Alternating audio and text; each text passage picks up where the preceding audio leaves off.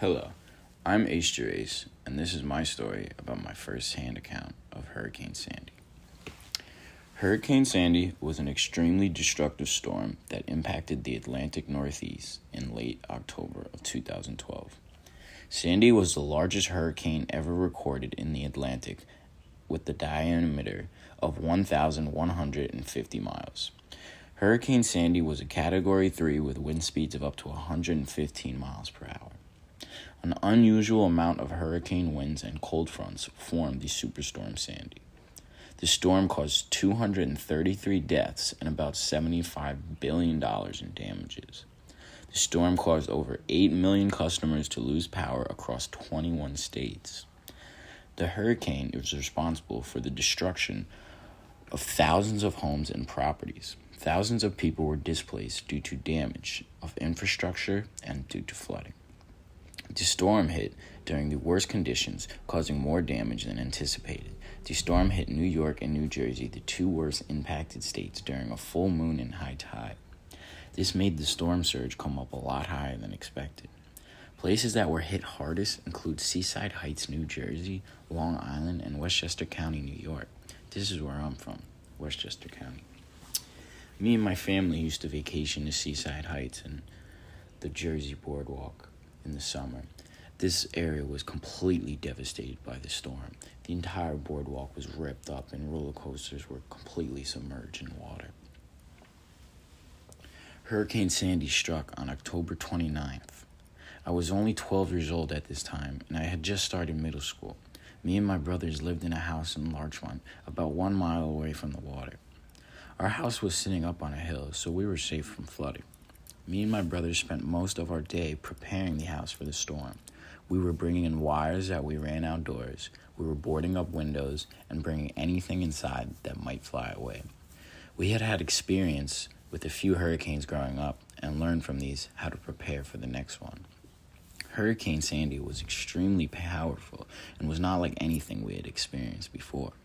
My mother lived 2 towns away with my stepfather in a home that was right on the Long Island Sound.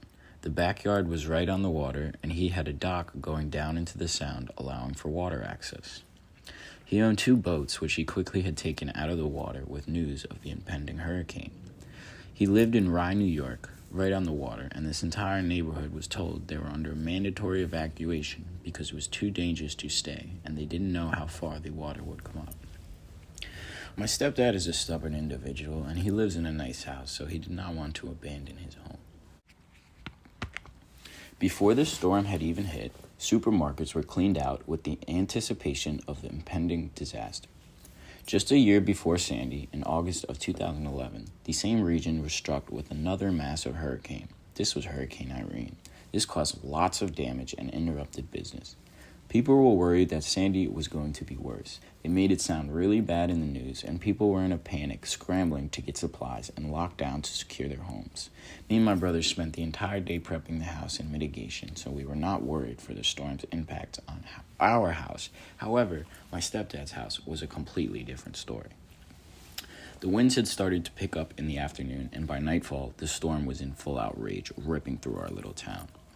Around 7 p.m., we were all huddled up in the living room, me and my 2 brothers listening to the winds rustle our little house.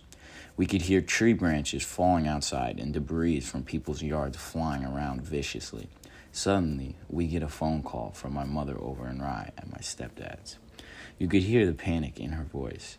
Her voice was trembly as she explained the situation over in Rye.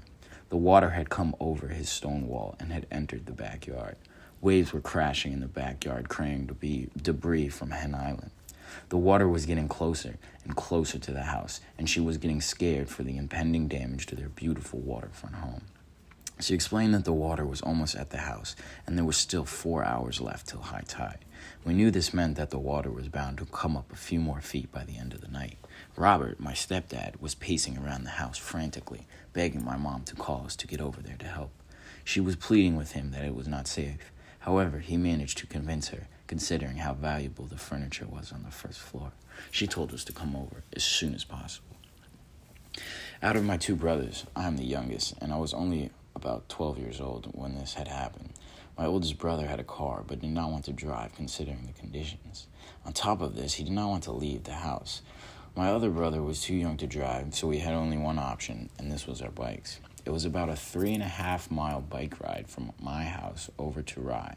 We knew even being that young, it was not going to be easy or safe, but it had to be done. It was about 8 p.m. when we finally mustered up the courage to start our long journey. I had an old BMX bike and my brother was riding a Trek mountain bike. As soon as we started biking, we could feel ourselves being thrown back and forth by the wind. I could barely keep my eyes open with all the debris flying and the speed of the winds. There was debris practically everywhere, and we were dodging down trees, power lines, and branches littered all over the street. There were so many trees down, it would have been impossible to ever get there by car. Almost half the roads were blocked by trees or down power lines. Throughout the journey, there was multiple times we had to get off of our bikes to climb over trees in the middle of the street.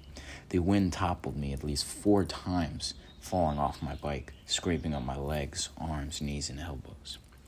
A sudden gust would come and send us flying off of our bikes. Thankfully, neither of us were seriously injured and managed to make it to Rye somewhat safe. Just as we approached the house in Rye, we were starting to get a sense of the urgency of this circumstance. The water was already about a foot deep, all in the front yard and in the driveway. We had made our way into the home to see the water was up against the doors on all sides of the house and starting to flood into the house. We worked as fast as possible to bring as much furniture upstairs before the flooding had gotten worse. From couches to paintings and rugs, everything was going upstairs. We saved all the expensive furniture on the first floor. Around 9:30 p.m., the power went out, and we had to switch to flashlights and candles. The water kept rising, and it was getting scarier and scarier.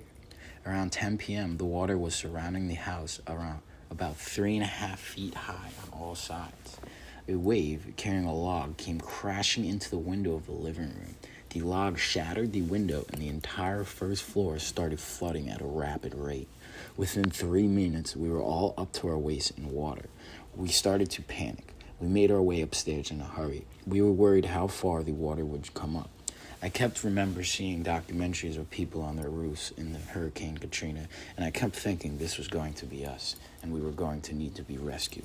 The water completely destroyed the first floor of the house. It even came as high as 3 steps heading towards the second story by the end of the night. The damage was outstanding, and the cleanup was going to be one hell of a job. The following morning, we woke up to see the full extent of the damage. All the water had receded back over the seawall, and what was left was a mountain of debris about 2 to 4 feet high around every square inch of the property. Most of it was biodegradable stuff like plants, trees, branches, and stuff like that. However, there was an entire sailboat and a refrigerator which had drifted into the swimming pool. We looked at each other in disbelief. The entire dock was gone. Just the 4 large wood support beams were left sticking out of the water.